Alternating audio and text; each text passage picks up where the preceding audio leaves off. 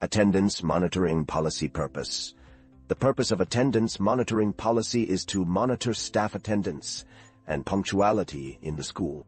Punctuality is important for the normal and smooth functioning of the school, and arriving late or leaving early causes disruption and could pose a risk to the safety and well-being of the children. Therefore, staff are expected to be present for work during designated hours. This includes being present in the classroom at the start of class and remaining in the class until the designated end time to supervise and maintain order as the children leave class at the end of the day. Policy scope. The policy is applicable to all academic staff. Policy statement. 1. Sign-in time. Staff are required to sign in by no later than 7:1 a.m., so as to be inside the classroom before 7:30 a.m. If they are unable to be present by this time, they must follow the standard late attendance reporting process. Refer to point 4 and 5 below. 2. Sign-out time. Teaching staff may sign out by 2:35 p.m. on non-stay-back days, through 11:00 am on Fridays, and 4:30 p.m. on stay-back days. Academic staff who fall under admin category may sign out by 4:10 p.m. If any staff has to leave early, they must take prior written approval from their line manager to leave early. Refer to point 4 and 5 below. Registered bus users should sign out on their way to the bus as per the bus departure time, which may be before the above-mentioned time. 3. Record of attendance. Staff must sign in, sign out using the RFID card at the scanner units. Daily attendance has to marked using your employee ID card at the biometric machine as soon you enter the school premise and while dispersing from school. Please note, if no sign-in, sign-out, this will lead to loss of pay, as you will automatically be marked absent by the system for the day you do not sign in, sign out. Even if you have reported late for the day due to any reason, you have to sign in using your ID card. Please remember to bring your employee ID card daily, as even though you're your attendance approver may mark your attendance manually if you are present, there is a chance that the system may go back to the real-time situation of marking you absent, since the entry was done manually. Please note, we will not be able to reverse this and will be automatically taken as loss of pay. 4. Change in work timings approval. There may be occasions where an employee is unable to commit to their work hours. These instances can sometimes be planned in advance or sometimes unavoidable.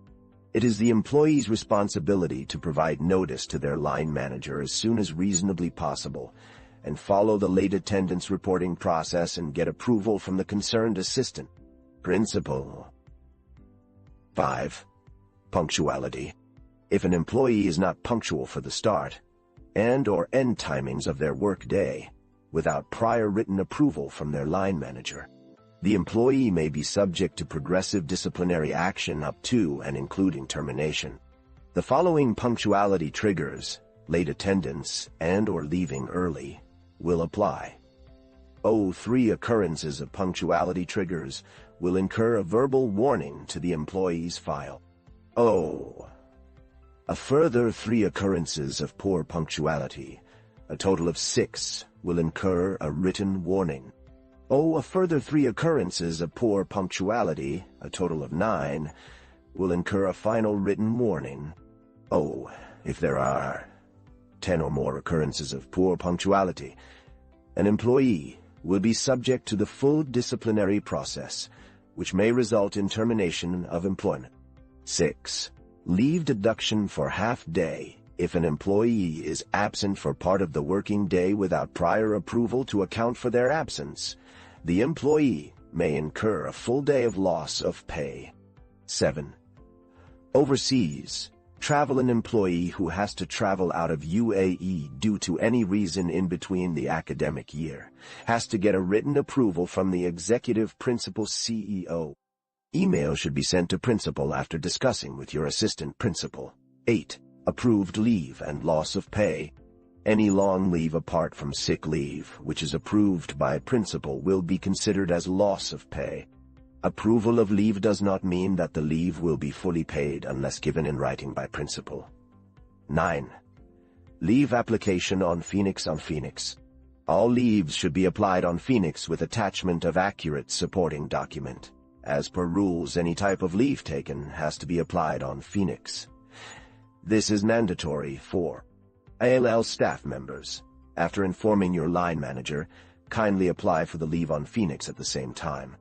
Please note, if leave is not applied on Phoenix, even if your line manager is informed, it will be considered as loss of pay for the day of leave taken.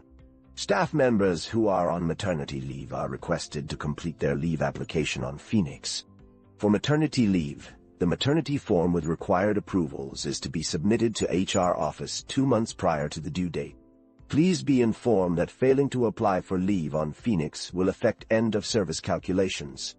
Individual reminders will not be sent for leave application on Phoenix, as it is our responsibility to follow school guidelines. Acknowledgement. I have read, understand, and agree to follow the attendance monitoring policy. Name, date, Jimmy Ward Doug Rod Zace,